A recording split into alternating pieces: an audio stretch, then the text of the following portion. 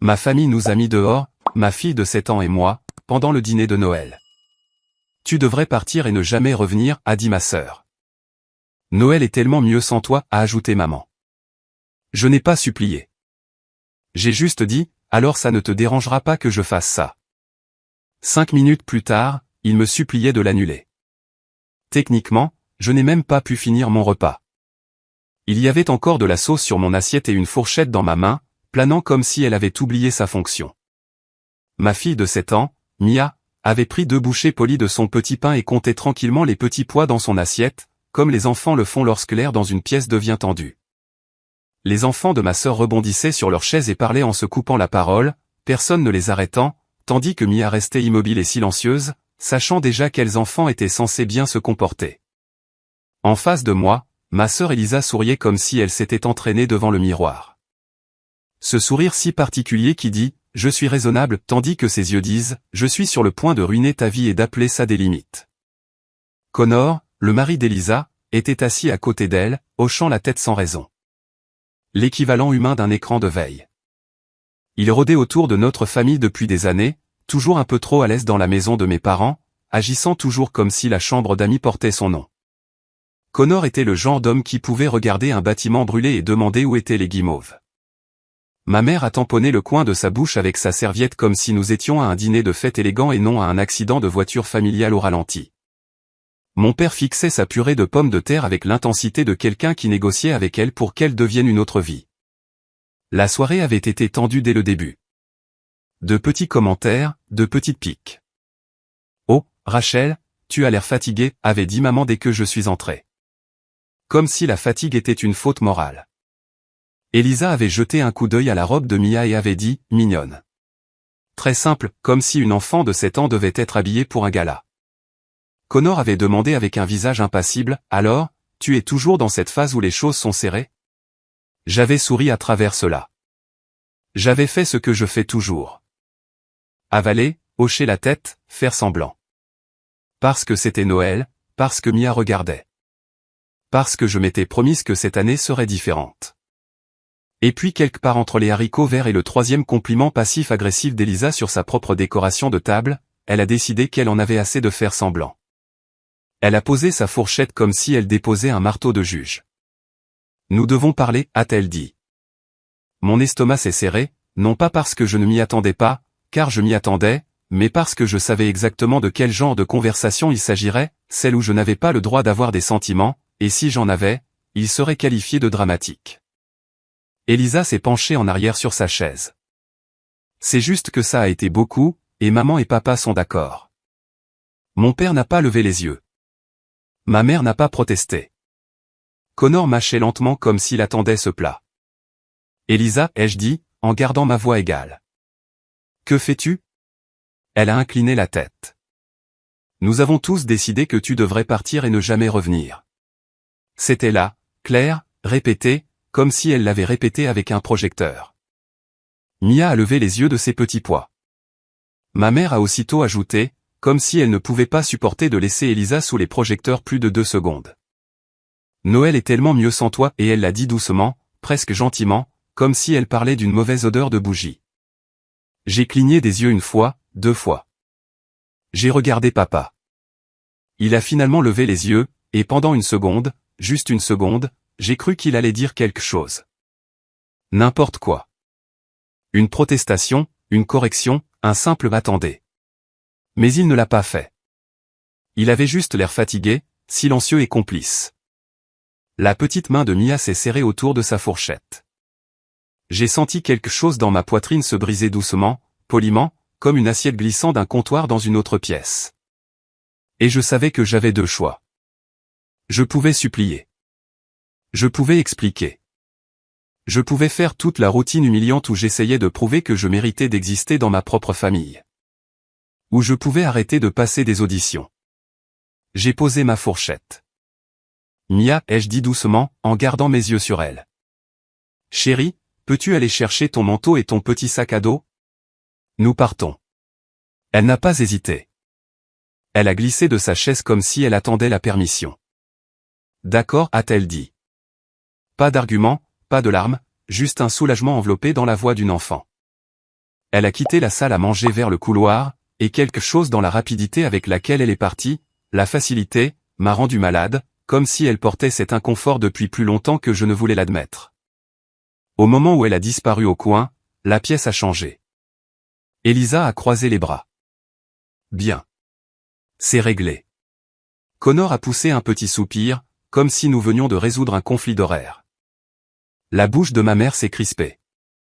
Rachel, ne rends pas ça plus difficile que ça ne doit l'être. Je les ai fixés, tous, et j'ai senti mon visage faire quelque chose d'inattendu. Il a souri. Pas un sourire chaleureux, pas un sourire amical. Le genre de sourire que l'on fait quand on réalise qu'on essayait de gagner un jeu truqué. D'accord, ai-je dit calmement. Elisa avait l'air suffisante. Finalement, je me suis levé lentement, en repoussant ma chaise. Alors ça ne vous dérangera pas que je fasse ça. Ils m'ont tous regardé comme s'ils attendaient une crise de colère, des larmes, un discours dramatique. Au lieu de cela, j'ai traversé le seuil de la salle à manger pour aller dans la cuisine et je me suis arrêté au placard près du bout du comptoir. Je les y avais mis plus tôt, rangés, cachés derrière la pile de plats de fête comme un pitoyable petit secret. Je m'étais dit que j'étais prudente, réfléchie, attendant le bon moment. Il s'est avéré que le bon moment était celui où ils m'ont dit que je n'avais pas ma place. J'ai ouvert le placard et j'ai sorti 3 morceaux de papier, simples, nets, épais. Chacun portait un nom écrit en gros marqueur noir sur le devant, maman, papa, Elisa. Les sourcils d'Elisa se sont levés. Qu'est-ce que c'est? Connor a ricané. Ce sont des cartes. Ma mère a en fait ri comme si elle ne pouvait pas s'en empêcher. Rachel, que fais-tu? C'est ridicule. Je l'ai regardé. Vraiment? Papa a finalement parlé, sa voix monocorde. Si tu essaies de nous faire culpabiliser. Oh non, ai-je dit, souriant toujours. Ce n'est pas de la culpabilité. Ce sont juste des conséquences.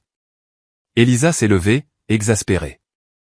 Tu penses que nous avons besoin de tes cadeaux?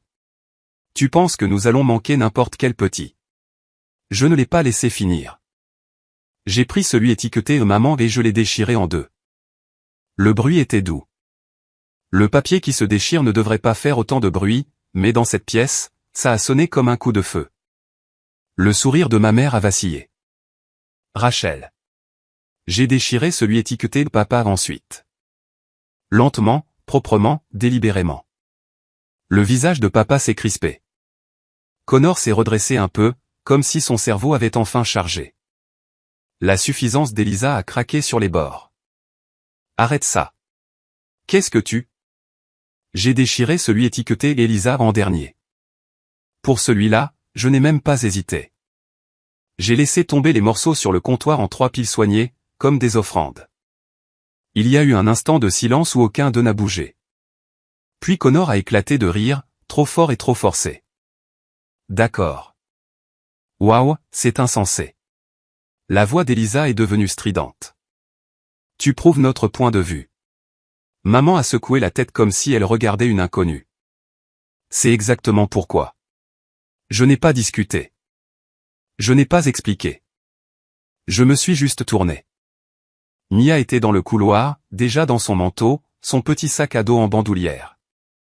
Elle m'a regardé avec de grands yeux, mais elle n'a pas eu l'air surprise. Je lui ai pris la main. Nous partons, ai-je dit, et nous sommes sortis par la porte d'entrée. L'air froid m'a frappé le visage, le genre de froid qui réveille les poumons. En descendant les marches du porche, j'ai jeté un coup d'œil par la fenêtre sans le vouloir. Je les ai vus fixer le comptoir, puis bouger, plus en colère, mais curieux. Maman s'est penchée et a ramassé un morceau déchiré. Papa s'est rapproché. Elisa a attrapé quelque chose et a commencé à le presser ensemble comme un puzzle. Leurs visages ont changé en temps réel, de suffisant à confus, de confus à pâle, de pâle à paniqué. Et puis à travers la vitre, j'ai vu la bouche de ma mère s'ouvrir en grand, comme si elle criait. Je ne l'ai pas entendu clairement au début. Puis je l'ai entendu. La porte s'est ouverte en grand derrière moi. Rachel. Des pas rapides. Maladroit. La voix d'Elisa plus aiguë que je ne l'avais jamais entendue. Attends. Attends. Reviens. La main de Mia s'est serrée dans la mienne alors que nous atteignions la voiture. Rachel. La voix de maman s'est brisée. S'il te plaît. S'il te plaît. Tu ne peux pas. Papa sonnait différemment, lui aussi. Pas calme, pas silencieux. Rachel, arrête. Juste. Juste arrête et parle. J'ai ouvert la portière de la voiture, tenant toujours la main de Mia. J'ai regardé leur visage, pâle, frénétique, transformé. 5 minutes plus tôt, il m'avait dit que Noël était mieux sans moi. Maintenant, il me suppliait d'annuler quelque chose qu'il ne pouvait toujours pas admettre à voix haute. J'ai glissé sur le siège du conducteur. Mia est montée à côté de moi. J'ai démarré le moteur et je suis parti. Ma sœur Elisa a 6 ans de plus que moi. Cela compte plus que vous ne le pensez. 6 ans, c'est la différence entre être le bébé que tout le monde cajole et l'enfant qui est assez grand pour savoir mieux. 6 ans, c'est la différence entre être précieux et être utile. Elisa était l'enfant en or avant d'avoir une dentition complète. Ma maman disait qu'elle était un miracle, comme si elle avait personnellement négocié avec l'univers pour avoir une fille qui pouvait sourire sur commande. Elisa était l'enfant que les étrangers complimentaient dans les supermarchés. Quelle petite dame, disait-il. Si bien élevée. J'étais l'enfant derrière elle, tenant le caddie, à qui on disait de ne rien toucher. Si Elisa pleurait, le monde s'arrêtait. Si je pleurais, j'étais dramatique. Elisa avait des leçons de danse. On me disait de la surveiller pendant que maman faisait des courses. Elisa avait, elle est juste passionnée. J'avais, pourquoi ne peux-tu pas être plus comme ta sœur? Les vacances montraient vraiment cela. Elisa ouvrait cadeau après cadeau tandis que tout le monde regardait. Elle piaillait parfaitement, riait parfaitement, embrassait maman parfaitement. Ma mère adorait ça. Adorait la performance. Adorait avoir une fille qui pouvait la faire passer pour le genre de mère que les gens complimentaient. Je recevais quelque chose de pratique, un pyjama, un pull, un livre. Puis on me remettait un sac poubelle et on me disait de nettoyer le papier cadeau. Et le plus fou, c'est que je n'ai pas su pendant longtemps que c'était mal. Quand vous grandissez à l'intérieur d'un système, vous supposez que c'est juste le fonctionnement de la gravité. À l'adolescence, j'avais perfectionné l'art de me faire petite. J'ai appris quels sujets faisaient soupirer ma mère, quelles opinions faisaient taire papa, quelles émotions faisaient rouler les yeux d'Elisa. Alors, j'ai arrêté d'en avoir, ou du moins, j'ai arrêté de les montrer. Je suis parti à l'université et j'ai pensé que la distance arrangerait peut-être les choses. Je pensais que le fait d'être loin ferait que ma famille me manquerait. Ce ne fut pas le cas. Il regrettait d'avoir quelqu'un à blâmer quand Elisa était malheureuse, mais ce n'est pas la même chose. J'ai rencontré mon mari, Daniel, au milieu de la vingtaine. Il n'était pas bruyant. Il n'était pas flashy. C'était le genre d'homme qui vous tendait tranquillement une tasse de café sans en faire toute une histoire, comme si la gentillesse était quelque chose que l'on avait le droit de recevoir sans l'avoir mérité. Lors de notre 3e rendez-vous, j'ai mentionné ma sœur et ma mère riant comme si c'était normal. Daniel n'a pas ri. Ce n'est pas normal, a-t-il dit. Je me souviens l'avoir regardé comme s'il avait parlé une autre langue. Il l'a dit à nouveau, plus doucement. Rachel, ce n'est pas bien. Personne ne m'avait jamais dit ça avant. Nous nous sommes mariés 1 an plus tard. Mes parents ont agi de manière favorable en public. Elisa a fait semblant d'être ravie pour Instagram. Connor, qui n'était encore que le petit ami d'Elisa à l'époque, a fait une blague sur le courage de Daniel d'épouser notre famille. Daniel a souri poliment et n'a pas mordu à l'hameçon. Daniel travaillait comme ingénieur en construction. Il en était fier. Il aimait construire des choses durables, aimait résoudre des problèmes que la plupart des gens ne remarquaient même pas. Il travaillait de longues heures sur de grands projets, construction commerciale, rénovation, des sections entières de pâtés de maisons qui étaient autrefois des terrains vagues. C'était bien payé. Pas le genre de salaire pour un jet privé, mais suffisamment pour que nous ne comptions pas constamment les sous. Et parce que je suis apparemment incapable de ne pas essayer de gagner l'amour de ma famille, Daniel et moi avons discrètement commencé à aider mes parents. Rien d'insensé, rien de dramatique, juste $200 par mois constant, tous les mois, comme une petite ligne de survie financière. Parfois plus si quelque chose se présentait, problème de voiture, une facture de service public, une urgence qui arrivait toujours, d'une manière ou d'une autre, juste après qu'Elisa ait acheté quelque chose de cher. Mes parents ne m'ont jamais remercié correctement, pas une seule fois d'une manière qui semblait réelle. C'était plus comme s'ils l'acceptaient, comme si c'était une ressource naturelle qui avait finalement recommencé à produire. Elisa s'en attribuait le mérite à sa manière. Elle disait des choses comme « Je leur ai dit que nous trouverions une solution », comme si elle avait personnellement fait des heures supplémentaires pour couvrir le paiement. Connor hochait la tête et disait « La famille prend soin de la famille » et j'avalais l'irritation parce que Daniel me serrait la main sous la table et me rappelait sans mots que je n'étais pas folle. Puis vint le jour où tout s'est brisé. Il y a 6 mois, Daniel est mort au travail. Il était sur le chantier pour une visite de routine, une journée normale, une journée qu'il ne pensait pas être la dernière. Une plateforme d'échafaudage s'est effondrée, elle a juste cédé sous lui. Plus tard, nous avons appris qu'il y avait eu des plaintes, des avertissements, de petites économies faites parce que quelqu'un voulait gagner du temps, de l'argent, de la paperasse. Ils l'ont qualifié d'accident tragique dans le premier communiqué. Comme si la tragédie était quelque chose qui arrivait au hasard, comme le temps, mais l'enquête l'a qualifié de preventable. Je me souviens avoir reçu l'appel. Je me souviens de la façon dont mon corps est devenu froid. Je me souviens d'être assise sur le sol de ma cuisine, mon téléphone pressé contre mon oreille et de penser, cela ne peut pas être réel. Cela ne peut pas être ma vie. Puis ce fut après les funérailles. Tout est devenu pratique de la pire des manières. Les factures ne se sont pas arrêtées parce que je faisais mon deuil. L'épicerie n'est pas devenue gratuite parce que j'avais perdu mon mari. Mia avait toujours besoin de vêtements d'école, de dîner et d'histoire pour le coucher. Et je faisais soudain tout cela seul. Les $200 par mois à mes parents ont cessé immédiatement, non par vengeance, mais par réalité. Je pouvais à peine garder mes propres lumières allumées. Ma famille a remarqué l'argent manquant plus vite qu'elle n'a remarqué mon chagrin. Maman a commencé à appeler plus souvent, mais pas pour demander comment j'allais, mais pour demander d'une voix prudente si je m'en sortais toujours. Elisa m'a demandé si j'étais intelligente avec mes finances, comme si la mort de Daniel était un problème de budget. Connor a fait une blague sur le fait que l'assurance vie devait être agréable et a ensuite ri quand personne d'autre n'a ri. Je ne leur ai pas demandé d'aide tout de suite. J'ai tenu plus longtemps que je n'aurais dû parce que demander quoi que ce soit à ma famille, c'est comme leur donner une arme. Mais un mois, j'ai dû le faire. Mia est tombée malade. J'ai manqué le travail. La voiture avait besoin d'une réparation. Les chiffres ne correspondaient pas. Alors j'ai demandé. Pas une fortune. Pas un renflouement. Juste assez pour couvrir le trou. Mes parents ont envoyé une petite somme, puis ma mère a posté à ce sujet, une publication Facebook avec un emoji triste et une photo de famille souriante comme s'il venait de faire don d'un rein. Parfois, il faut soutenir sa famille, a-t-elle écrit.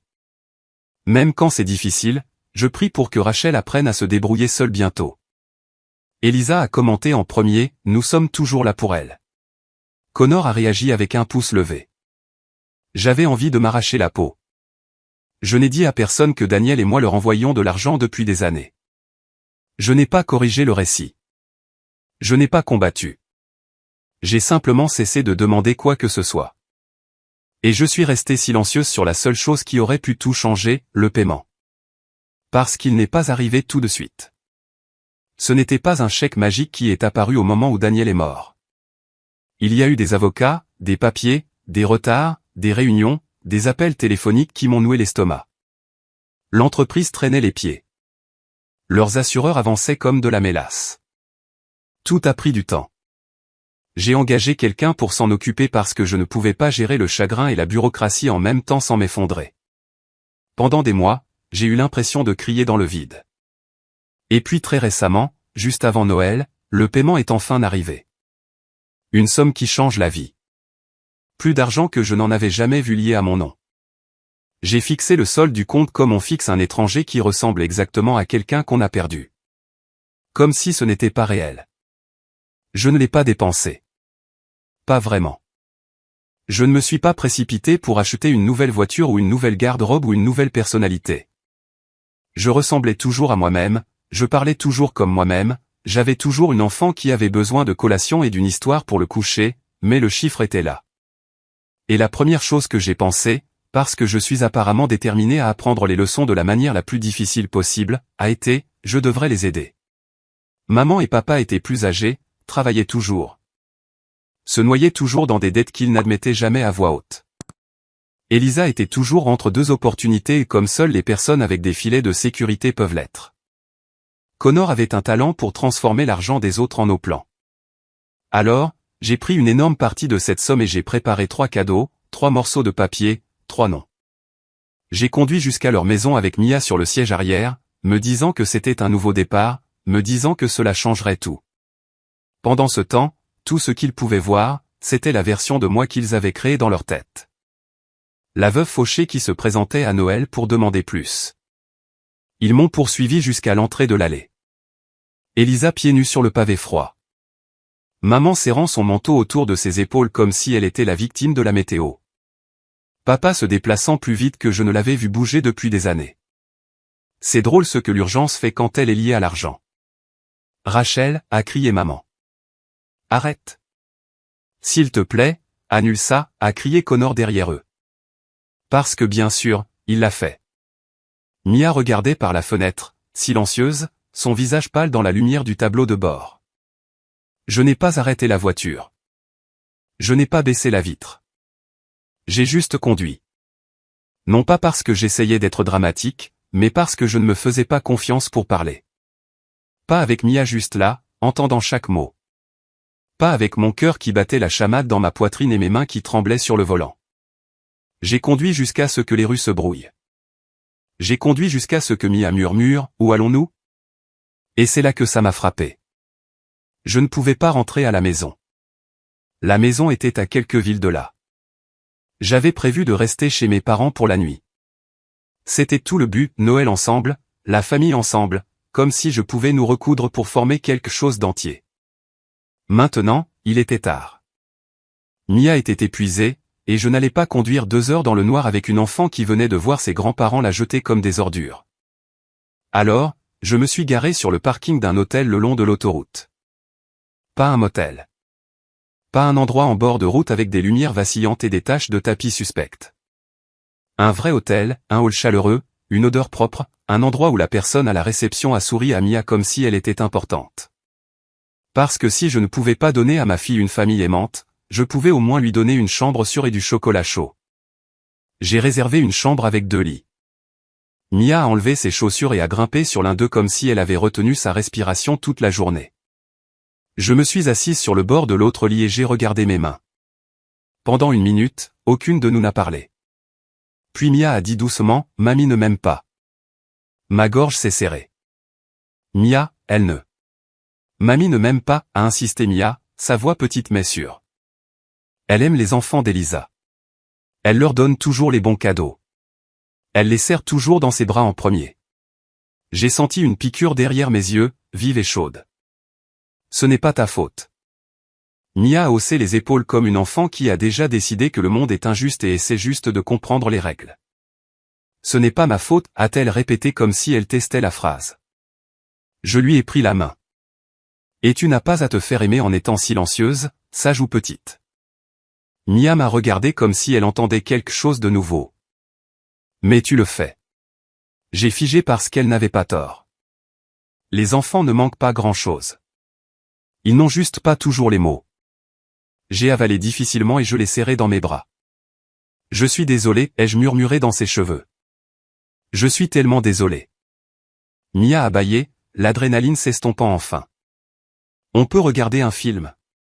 Oui, ai-je dit, la voix rauque. On peut regarder ce que tu veux. Nous avons mangé des collations du distributeur sur le lit et avons regardé un film de Noël où tout le monde apprenait le vrai sens de la famille. Mia a ri au passage drôle. J'ai ri aussi, mais c'est sorti un peu brisé. Mon téléphone a vibré sans arrêt sur la table de chevet.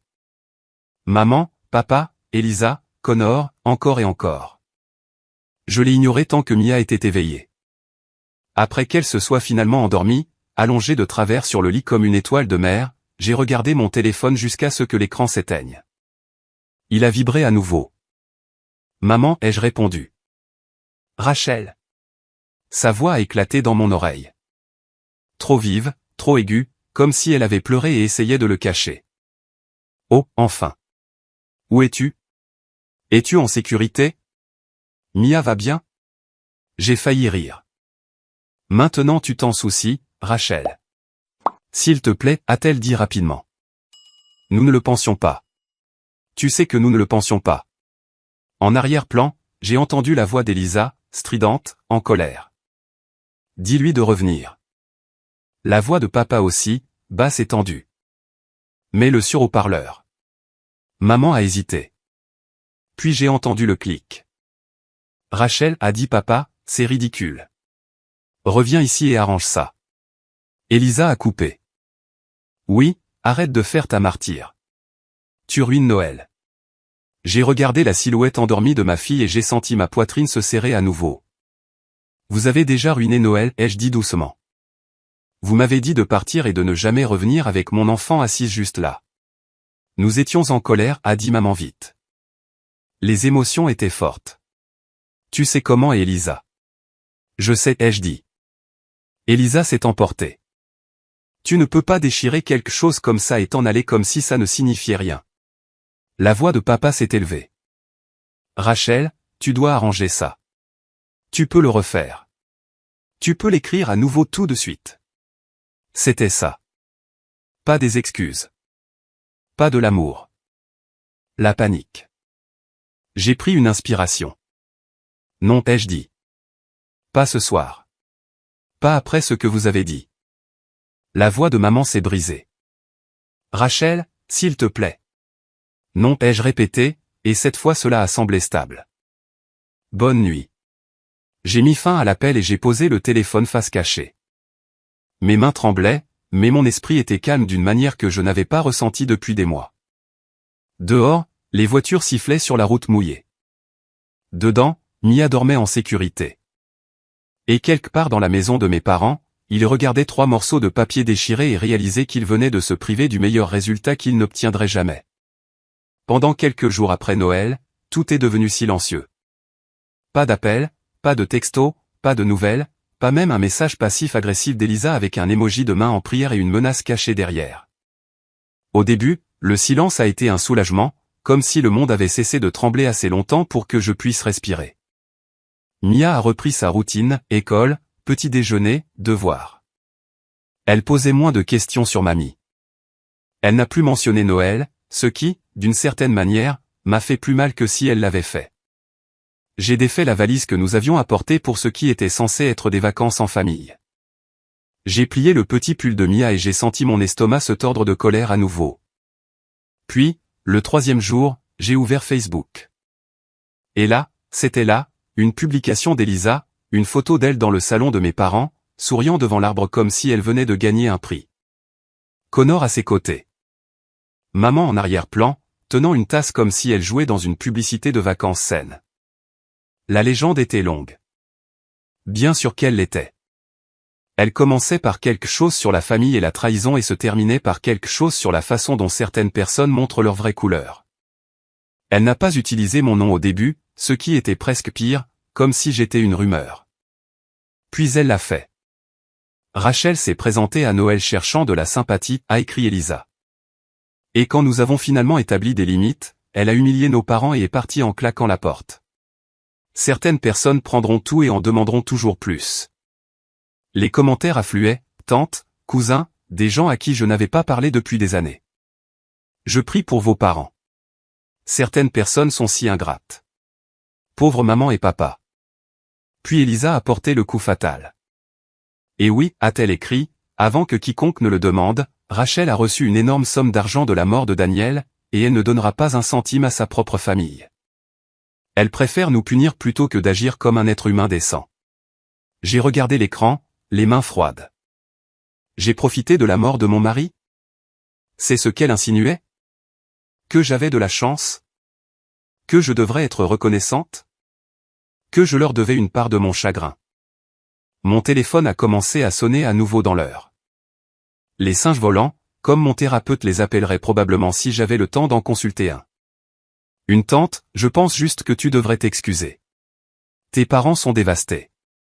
Un cousin, Elisa a dit que tu étais devenue folle et que tu avais déchiré de l'argent devant eux. Un autre cousin, est-ce vrai que tu as été payé? C'est fou. Un message de quelqu'un dont je me souvenais à peine, la famille est tout ce que tu as. Je n'ai pas répondu au début. J'ai préparé un déjeuner pour Mia. Je l'ai aidée avec une feuille d'exercice de mathématiques. Je l'ai regardée colorier un bonhomme de neige et je me suis demandé quel genre d'adulte pouvait regarder une enfant et décider qu'elle ne méritait pas une place à table. À la fin de la journée, j'en avais assez d'être silencieuse parce que le silence ne m'avait jamais protégée. Le silence n'avait fait que me rendre plus facile à blâmer. J'ai ouvert mon application bancaire et j'ai affiché les virements que je faisais depuis des années, 200 $ par mois, tous les mois. J'ai pris des captures d'écran. Puis j'ai fait défiler jusqu'à la publication Facebook que ma mère avait faite après la mort de Daniel. Celle où elle se vantait de m'avoir envoyé une petite somme comme si c'était de la charité. J'ai aussi pris une capture d'écran de cela. Puis j'ai tapé, pas un coup de gueule, pas un roman, juste la vérité, pure et dure. Elisa, ai-je écrit. Vous m'avez dit de partir et de ne jamais revenir à Noël devant ma fille de 7 ans. Maman était d'accord. Papa est resté silencieux. Puis j'ai posté les preuves. Des années de paiement mensuel, une aide discrète dont je ne me suis jamais vanté. Et juste en dessous, l'ancienne publication de ma mère, son émoji triste, son soutien à la famille, sa petite implication que j'étais irresponsable.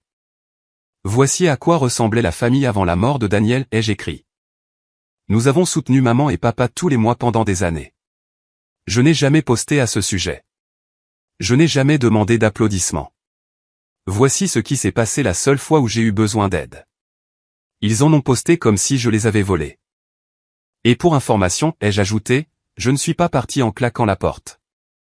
Je suis parti quand mes parents et ma sœur m'ont dit que Noël était mieux sans moi devant ma fille de 7 ans. J'ai cliqué sur publier. Puis j'ai éteint mon téléphone et je suis allé m'asseoir avec Mia sur le canapé pendant qu'elle regardait des dessins animés. Cela n'a pas pris longtemps. En moins d'une heure, les gens ont commencé à commenter différemment la publication d'Elisa. Attendez, vous leur envoyez de l'argent? Pourquoi avez-vous posté sur le fait de l'aider? Alors, vous l'avez mise dehors et maintenant vous voulez son argent? Les commentaires d'Elisa sont devenus défensifs, puis en colère. Puis elle en a supprimé quelques-uns. Maman a essayé de me contacter en privé. Papa n'a rien dit, mais j'ai vu sa sœur, ma tante, commenter, c'est dégoûtant. Rachel et Mia ne méritaient pas ça. La publication d'Elisa a été modifiée, puis modifiée à nouveau. Puis elle a disparu. Le lendemain, la sonnette a retenti. J'ai regardé par le Judas et j'ai senti mon estomac se tordre. Maman et papa étaient là. Elisa aussi. Connor se tenait derrière elle comme une lampe de soutien. Et dans les mains de maman, un gâteau, comme si le glaçage pouvait annuler la cruauté. J'ai ouvert la porte juste assez pour me glisser dans l'encadrement. Rachel, a dit maman, la voix trop douce. Salut, ma chérie. Je n'ai pas répondu. Elisa a souri. Pas le sourire suffisant de Noël, un nouveau, celui que l'on porte quand on veut quelque chose. Nous voulons juste parler, a-t-elle dit. Nous avons tous eu le temps de nous calmer. Papa a raclé sa gorge. Nous sommes une famille. Maman a légèrement levé le gâteau comme si c'était une offrande de paix et non un accessoire. Nous ne pensions pas ce que nous avons dit, a-t-elle précipité. Tu sais ça. Je les ai regardés. Vous le pensiez assez pour le dire. Les yeux d'Elisa ont vacillé. C'était un moment. Un moment, ai-je répété. Un moment où vous avez regardé mon enfant et avez décidé qu'elle n'avait pas sa place. Connor s'est légèrement penché en avant. Rachel, allez. Mia a besoin de cousins. De sa famille. Mia est apparue derrière moi, jetant un coup d'œil derrière ma jambe. Le visage de maman s'est illuminé instantanément. Mia. Salut, ma puce. Viens faire un câlin à mamie. Mia n'a pas bougé. Sa petite main s'est enroulée dans ma chemise. Le sourire d'Elisa s'est crispé, mais elle l'a gardé collé. Voyez, c'est de ça que nous parlons. Nous pouvons arranger ça. Nous avons juste besoin d'être ensemble. Je pouvais pratiquement entendre la partie non dite, nous avons juste besoin d'accès. Nous avons juste besoin que la porte soit ouverte. Nous avons juste besoin de te garder assez près pour te faire pression à nouveau. J'ai pris une inspiration. Non, ai-je dit. Maman a cligné des yeux. Rachel, non, ai-je répété, calme, plate, finale. Vous n'avez pas le droit de nous jeter dehors et de vous présenter ensuite avec un gâteau en faisant semblant d'être gentil. Vous n'avez pas accès à ma fille après avoir prouvé que vous ne la considérez même pas comme faisant partie de la famille. La mâchoire de papa s'est serrée. Tu es cruel. Je l'ai regardé. C'est vous qui me l'avez appris. Le masque d'Elisa a glissé pendant une demi-seconde. La colère a éclaté. L'arrogance. Puis elle l'a rattrapé, rapide comme un serpent. Rachel, a-t-elle dit doucement. Ne fais rien que tu regretteras. J'ai juste souri un peu. J'ai déjà fait quelque chose que je regrette. Et ce n'était pas déchirer du papier. J'ai reculé et j'ai fermé la porte. Je l'ai verrouillée. Et pour la première fois de ma vie, verrouiller quelqu'un dehors ne m'a pas semblé être de la cruauté. Cela m'a semblé être de la protection. Environ 8 mois se sont écoulés depuis ce Noël.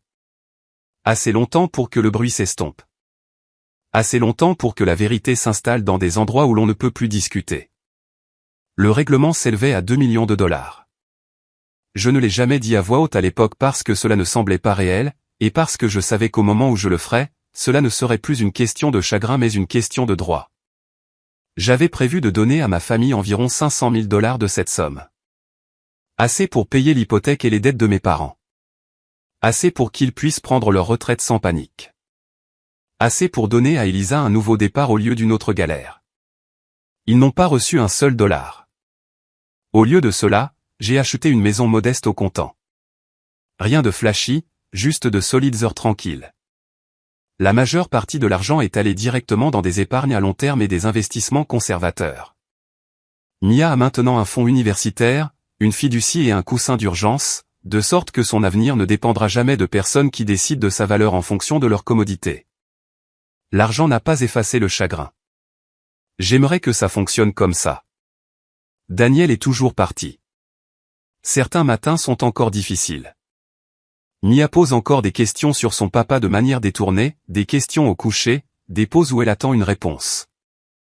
La différence est que le chagrin n'est plus mêlé à la peur. Nous sommes tristes, mais nous sommes en sécurité. Mia ne pose plus de questions sur mamie maintenant. Elle ne se demande plus pourquoi elle n'était pas désirée. Elle rit plus. Elle dort mieux.